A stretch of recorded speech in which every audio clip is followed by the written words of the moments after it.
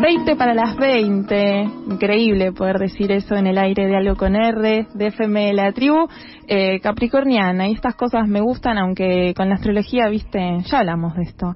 Pero voy a presentar, qué lindo estar así al aire, presentar a quién hace esta columna, para qué sirven nuestros clics. Estoy hablando de Juli Mónaco. ¿Cómo anda, Juli? ¿Cómo andamos, amiga? ¿Bien? Bien, un placer estar de este lado del vidrio para acompañarte. Lo mismo. En esta columna, perdón, que no estás solo. No, siempre está Juli acá que me acompaña. Ajá. Somos así la dupla. Hola, Juli, ¿cómo va? Y está, bueno, el sábado, no, hace un par de sábados, me parece, compartí una mesa con Vicky, que está acá. ¿Cómo andas, Vicky? Hola, gracias por invitarme. Bien. Que es Victoria de Napoli, que compartimos una mesa sobre tecnología y sociedad. Sí. En un departamento muy lindo de la zona de ¿cómo se llama ese barrio? Retiro, cerca de Plaza San Martín. Bien. Muy cerca de Plaza San Martín. Y me impactó mucho lo que contó, además de que es de comunicación, que es mi carrera. Vicky vive y trabaja en Alemania hace un par de años, ahora nos va a contar. Uh-huh. Y me impactó mucho lo que contó, porque es como que ella estamos todos hablando mucho sobre inteligencia artificial, trabajo y demás, y ella, digamos así, estuvo dentro de la máquina. ¿Podemos decirlo así? Sí, digamos que sí, en el corazón de la máquina. Estuvo en el corazón de la máquina, y además es muy pedagógica cómo lo cuenta, cómo lo explica. Yo que vi Severance, que es una serie que no sé. La tengo pendiente. La tenés, ya te dejé varias recomendaciones. Me da cosa porque digo, todo el mundo me dice es igual a Severance y no sé si verla me va a causar un poco de gracia. Vicky trabajó en una empresa que, bueno, ahora nos va a contar, relacionada, digamos, a una de las grandes así tecnológicas. Uh-huh. En todo lo que tiene que ver con entrenar modelos de lenguaje, ¿no? Sí. Entonces la invitamos acá con Juli para que nos cuente un poco de esa experiencia. Vicky es licenciada en Ciencias de la Comunicación, tiene todo un trabajo artístico también que es muy interesante eso, como alguien que viene de ese campo mira todos estos fenómenos técnicos, ¿no? Pero querés empezar contándonos un poco cómo es ese laburo y cómo fue. Sí. Está bueno lo que decís, lo pedagógico, porque en realidad mi trabajo siempre fue pedagógico. Yo trabajé mucho tiempo en áreas de capacitación, en diferentes empresas, en organizaciones, incluso dando clases también como profe, y me contrataron desde esta empresa, que es una tercerizadora, como capacitadora de la fuerza de trabajo para un proyecto de inteligencia artificial. En un primer momento yo no sabía de qué se iba a tratar, pero me pareció interesante, no sabía quién iba a ser el cliente, etcétera. Bueno, cuando me enteré, la primera semana, me dijeron, uno de los grandes, si no es el más grande, jugador. Y bueno, mi trabajo consistía en entrenar a las personas que empezaban a trabajar en ese proyecto. Habrán sido más de, 300, 400 personas en total, en diferentes grupos, y mi trabajo consistía en enseñarles cómo tenían que entrenar al modelo de lenguaje que se estaba desarrollando. Nosotros trabajábamos con políticas de seguridad, con lo cual el objetivo era tratar de hacer la futura generación del chatbot de esta empresa más segura para los humanos. Trabajábamos como en una especie de laboratorio, porque no moderábamos el contenido real entre usuarios y el chatbot, sino trabajamos con un chatbot, vendría a ser como el fantasma del chatbot futuro. Y bueno, entonces primero tuve que empezar a aprender un montón de cosas. Hoy otra amiga me preguntaba, pero ¿a vos quién te capacitó? Y la verdad es que a mí no me capacitó nadie. Me capacitó FSOC, todos mis trabajos anteriores, pero digamos, yo no recibí específicamente, más allá de todas las lecturas previas que tenía, de lo que había visto antes por mi interés en lo técnico, y nada, empezar a estudiar. Primero te dan una política de seguridad, que es la que regula la interacción entre el chatbot y lo humano. Entonces mi rol era explicarles a todas estas personas que iniciaban este trabajo en la parte, digamos, como ellos le llamaban la producción, cómo se entrenaba el modelo de lenguaje y qué cosas estaban permitidas y qué cosas no. Básicamente en eso consistía. Me intriga esto que decís de la seguridad. ¿Cuáles son las pautas de seguridad y de dónde de dónde las sacaba esta empresa? ¿Cuáles eran los lineamientos? ¿Cómo eran pautas de ellos, eran pautas en relación con qué? Es una buena pregunta, no sabemos. Eran una serie de reglas que se te presentaban como la Biblia, ¿no? Que regulaban diferentes tipos de contenidos en diferentes categorías. Entonces, todo el contenido que la persona de alguna manera tenía que supervisar tenía que entrar sí o sí en alguna de esas categorías. ¿En qué estaban basadas esas reglas que eran como la ley del modelo de lenguaje? No lo sabemos. Por intuición te podría decir que muchas de las cosas estaban basadas, porque esta empresa es norteamericana, en la ley territorial norteamericana y en algunos derechos de la Declaración de los Derechos Humanos, hasta ahí nomás. Pero bueno, eran una serie de reglas que estaban divididas en categorías, por ejemplo, no sé, crímenes violentos, no sé, drogas, propiedad privada, no sé, crímenes sexuales, explotación sexual infantil, digamos, etcétera, etcétera. Digamos, este tipo de categorías regulaban los intercambios con ese tipo de contenidos. Entonces, bueno, nada, ellos aprendían esas reglas en las semanas de capacitación que tenían conmigo y después ya salían al campo a identificar en esa interacción entre chatbot y humano cómo se estaba comportando el chatbot de acuerdo a esas reglas. No sé si se entiende lo que digo. Claro. Y algo que a mí me interesa que cuentes, porque yo recién te mencionaba, en los 2000 más o menos salió un libro que hizo el colectivo Situaciones sobre los call centers, porque más o menos entre 2000 y 2010 era como el lugar del centro de la producción capitalista, un lugar clave era el call center. Muchos de los que estudiábamos en la facultad a veces terminábamos, yo por suerte esa fe, pero muchos compañeros terminaron en call centers. Y este sería para mí como el lugar actual, o estamos yendo hacia otro modelo, ¿no? Económico. Entonces, ¿cómo era lo que puedas contarnos en términos de por ejemplo, de arquitectura? O sea, ¿cómo es ese lugar? ¿Cómo lo describirías? Y cómo era la cadena, digamos así, de mando decisional, ¿no? Que también es algo muy particular. Tiene mucho que ver con de hecho, el modelo de negocios es el mismo que un call center, que se llama Business Process Operations, que es BPO, básicamente es el mismo esquema, solamente que acá está mucho más automatizado por software. La persona está controlada, el trabajador que trabaja directamente en la línea de producción está controlado por sistemas. La línea de mando viene después, la línea de mando humana, pero el primer control son 3 sistemas que controlan. Uno el tiempo, otro la performance y otro creo que el logueo, si mal no recuerdo.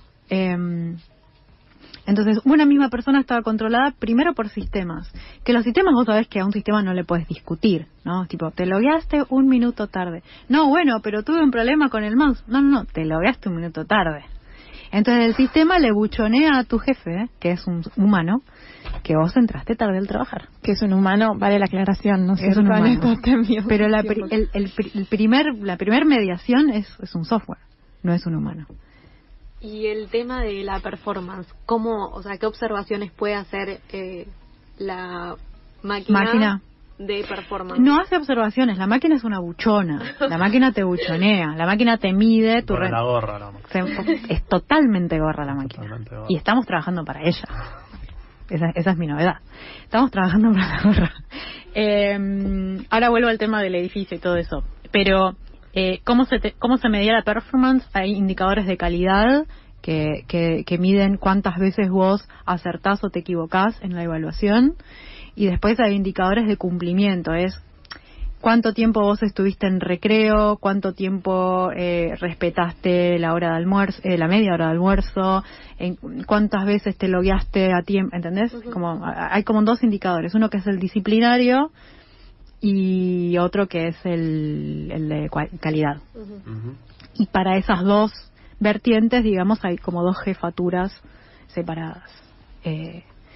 Y después con el tema de edilicio, bueno, es un edificio...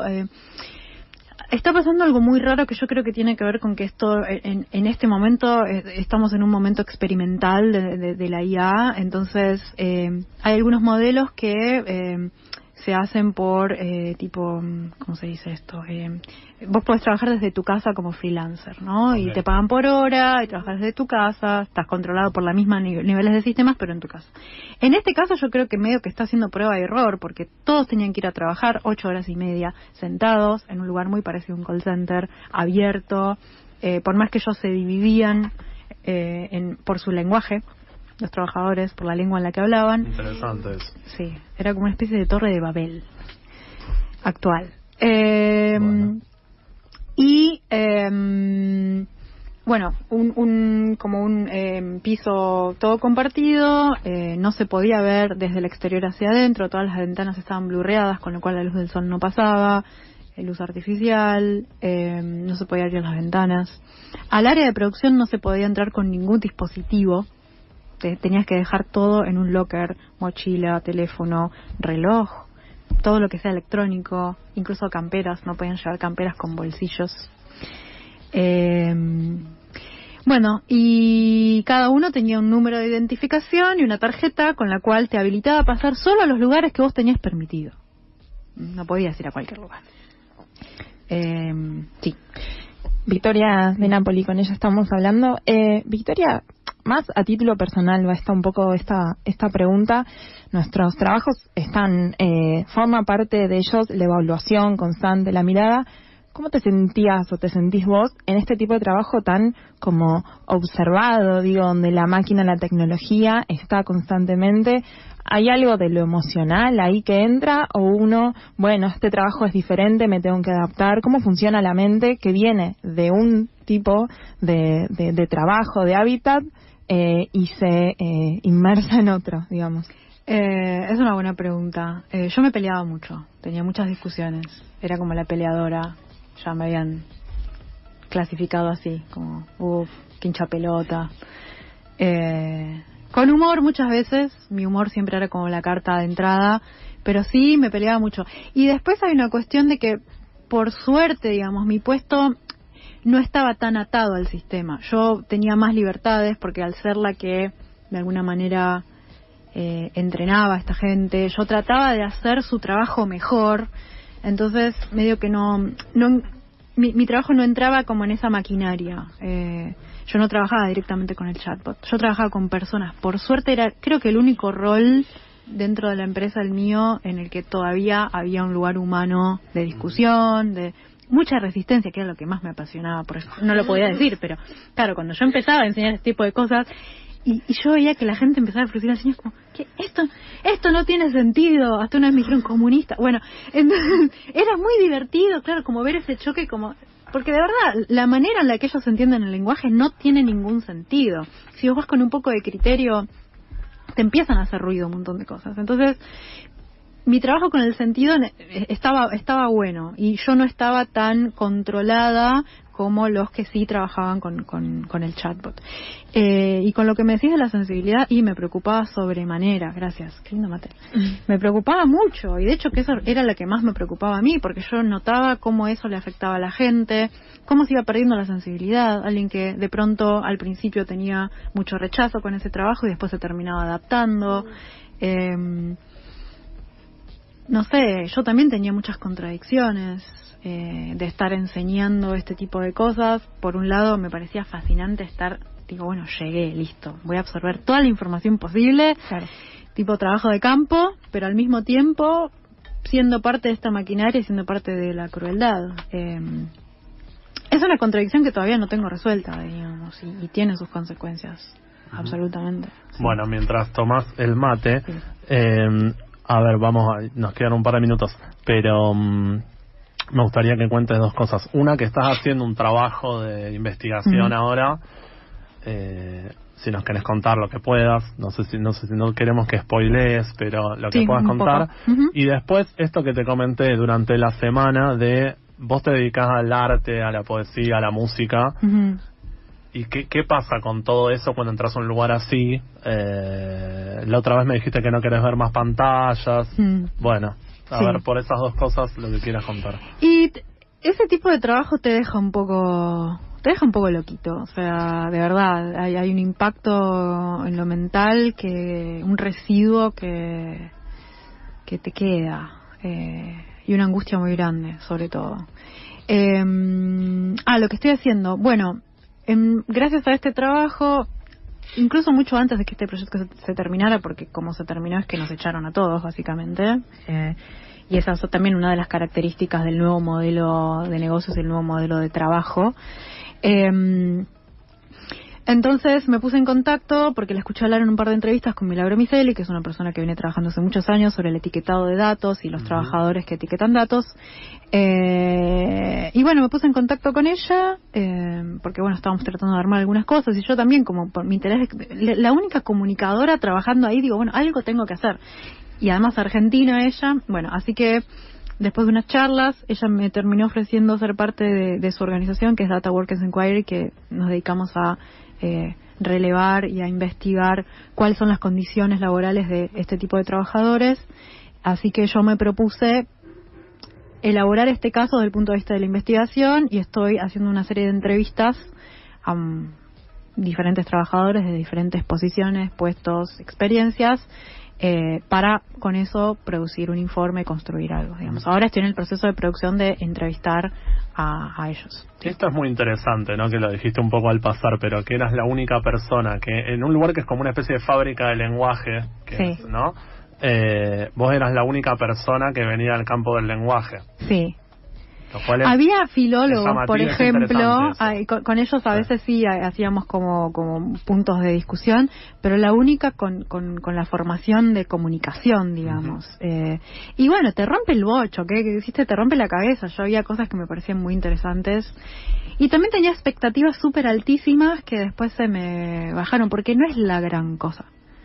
No es la gran cosa, no es lo que uno se cree la inteligencia artificial. De hecho, no es inteligente y no es artificial. ¿Te pareció más? Se te cayó un poquito. Sí, absolutamente. Sí. Está bien. Escúchame, y yo te hago la última, no sé si las chicas tienen alguna, pero vos quisiste armar sindicato, quisiste armar quilombo. La quilombera, la latina quilombera. No solamente es el argentinismo, la única argentina, imagínate. No solamente yo, digamos, había toda una...